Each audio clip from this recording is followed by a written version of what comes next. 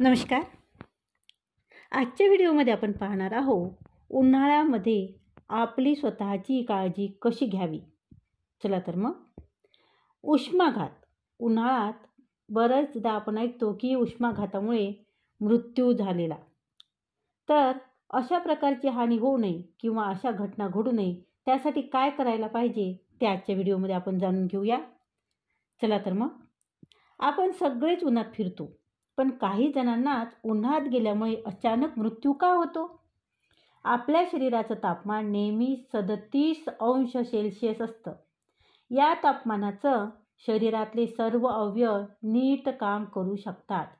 घामाच्या रूपाने पाणी बाहेर काढून शरीर 37°C तापमान कायम राखतं.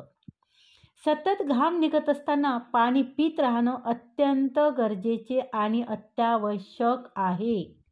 पाणी शरीरात इतरही अधिक महत्त्वाची कामं करतं. त्यामुळे शरीरातल्या पाण्याचा साठा कमी झाला तर शरीर घामाच्या रूपाने पाणी बाहेर टाकणं टाळतं किंवा बंद करतं. जेव्हा बाहेरचं तापमान 45°च्या पुढे जातं आणि शरीरातली कूलिंग व्यवस्था पाण्याच्या अभावाने ठप्प होती, तेव्हा शरीराचं तापमान 37च्या पुढे जाऊ लागतं. शरीराचं तापमान जेव्हा 42°C पर्यंत पोचतं तेव्हा रक्त तापू लागते आणि रक्तातले प्रोटीन अक्षरशः शिजू लागतात. उकळत्या पाण्यात अंड उकडतो तसं. स्नायू कडक होऊ लागतात. त्यात श्वास घेण्यासाठी लागणारे स्नायू ही निकामी होतात. रक्तातले पाणी कमी झाल्यामुळे रक्त घट्ट होते. ब्लड प्रेशर अत्यंत कमी होतं. महत्त्वाच्या अवयवांना विशेषतः मेंदूला रक्तपुरवठा थांबतो. माणूस कोमात जातो आणि त्याचे एक अवयव अवघ्या काही क्षणात बंद पडतात आणि त्याचा मृत्यू ओढावतो. उन्हाळ्यात असे अनर्थ टाळण्यासाठी सतत थोडे पाणी पीत राहावे व आपल्या शरीराचे तापमान 37° कसे राहील याकडे लक्ष द्यावे. उष्माघात टाळण्यासाठी काय करायला पाहिजे?